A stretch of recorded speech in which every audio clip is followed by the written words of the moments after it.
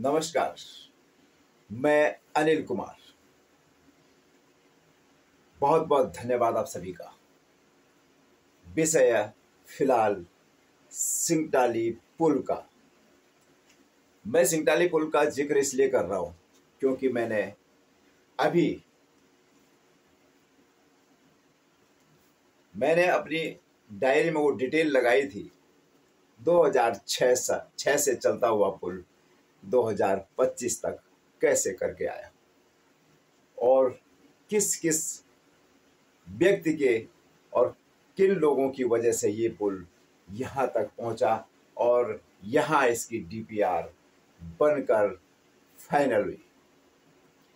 मैंने प्रूफ के साथ रखा हुआ ये डायरी है, मेरा लैपटॉप, ये डायरी, दो एक ऐसी चीज़ें मैं प्रूफ के साथ काम करता हूँ। डेट वाइज जो मैं कहता हूँ वो लिखित में होता है, जो मैं बोल लेता हूँ, वीडियो देता हूँ, वो प्रूफ के साथ और मैं सारे एविडेंस के साथ ही काम करता हूँ क्योंकि कुछ भी हो सकता है। आज मैं आपके लिए वीडियो लाया हूँ, इसलिए लाया हूँ कि समस्त क्षेत्रीय जनता, मेरे ढांगू विकास समिति के समस्त सदस्य, अध्यक्ष, उपाध्यक्ष और पूरी टीम, सभी का मैं तहे दिल से स्वागत करता हूँ। आप लोगों के लिए सिंगटाली पुल का मुद्दा एक बहुत बड़ा मुद्दा बन चुका था और दिमागी तौर पर भी लोग थोड़े बीमार से हो गए।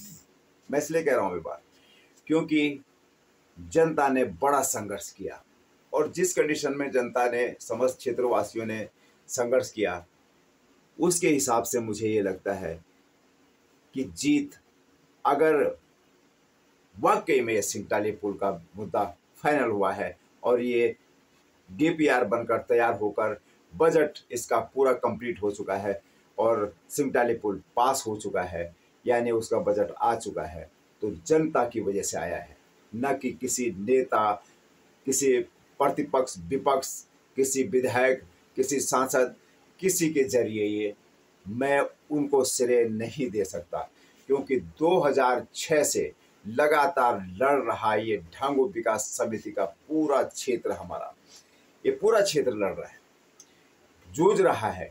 और आज मेरे फेसबुक, इसलिए मैं इस बात को रख रहा हूँ क्योंकि मेरे फेसबुक अकाउंट पर, मेरे फेसबुक पेज पर ऐसे ऐसे मैसेजेस आ रहे हैं, जो मेरे फेसबुक फॉलोअर्स हैं उनके मैसेज आ रहे हैं, बल्कि उन्होंने कॉल तक की मेरे को। कई ऐसे लोग भी हैं जिन्होंने कहा कि अनिल भाई, ये सिंगटाली पुल जनता की वजह से मिला है, नहीं तो जनता अगर जोर नहीं करती, जनता अगर संघर्ष नहीं करती तो ये पुल नहीं मिलता। बहुत मुश्किल था किसी विधायक, किसी सांसद, किसी भी नेता प्रमुख, चाहे किसी भी बैठे हुए हमारे आका देहरादून राजधानी पर राज कर रहे, चाहे मुख्यमंत्री जी, कहीं से भी, लेकिन जनता की प्रमुखता सबसे पहले, जनता ने सबसे पहले इस पर काम करा और जनता ने जूझा है, जनता ने इस पुल को, इस पुल के विषय को। आप लोगों से मेरा विनम्र निवेदन है कि किसी को श्रेय देने से पहले, मैं ये नहीं कह रहा कि श्रेय मत दो, ठीक है, किसी के द्वारा एक काम हुआ होगा, लेकिन जनता को सर्वमान्य और सबसे आगे प्रथम श्रेणी में जनता को रखा जाना चाहिए क्योंकि जिस तरह से ढांगू विकास समिति ने संघर्ष किया है, यूकेडी ने संघर्ष किया है, मैं ये नहीं कहता कि भाजपा के कार्यकर्ताओं ने संघर्ष नहीं किया होगा, सभी ने करा है। बीन नदी का पुल, उम्मीद, एक बीन नदी का पुल का बजट पास हुआ है, वो भी बनने जा रहा है, लेकिन सुनने में यही आ रहा है कि बनने जा रहा है। कहीं ऐसा ना हो कि 2027 की तैयारी हो और 2027 इन दोनों पुलों में उलझा रह जाएगा, झूला खेलता रह जाएगा। मुझे लग रहा है कि 2027 की तैयारी कहीं इसी पुल के मुद्दे पर न रह जाए। आने वाले समय में जनता सतर्क रहेगी क्योंकि ये जो राजनीतिक कलाकार हैं, जो ये राजनीतिक फौलादी कलाकार कहूँगा मैं इनको, ये लोग सब कुछ अच्छी तरह से जानते हैं। जनता को बरगलाना, जनता को बेवकूफ़ बनाना, जनता को ठगना इनको अच्छी तरह से आता है। मैं इसलिए कह रहा हूँ क्योंकि 2006 से और आज तक हमें भी लगभग 18 से 1920 साल तक ठगा गया है।